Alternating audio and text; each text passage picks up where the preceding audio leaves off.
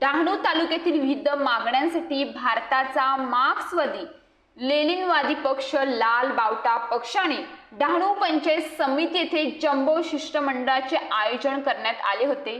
रोजगार हमी योजना, घरकुल, आदिवासी पाड्यातील मुख्य रस्ते, गाय गोठा, शौचालय आदी मागण्यांसाठी ह्या दरम्यान मार्क्सवादी लेनिनवादी पक्षाच्या पदाधिकाऱ्यांनी आक्रमक भूमिका घेतली।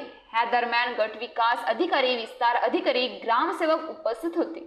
तब्बल 3 तास सकारात्मक चर्चा पार पडली। येत्या 15 मे पर्यंत सर्व प्रश्न सोडवण्याचे प्रयत्न करू असे आश्वासन गट विकास अधिकारी पल्लवी सस्ते यांनी शिष्टमंडळाला दिले आहे।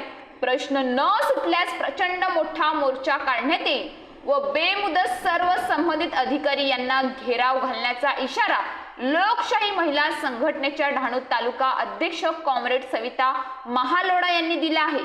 ह्या दरम्यान जिल्हा अध्यक्ष कॉम्रेड सीता जाधव, भामाले पक्षाचे डहाणू तालुका कमिटीचे कॉम्रेड रामजी बरड, कॉम्रेड अन्यामोर, कॉम्रेड वामन किंडरा सह मोठ्या प्रमाणात पदाधिकारी उपस्थित होते।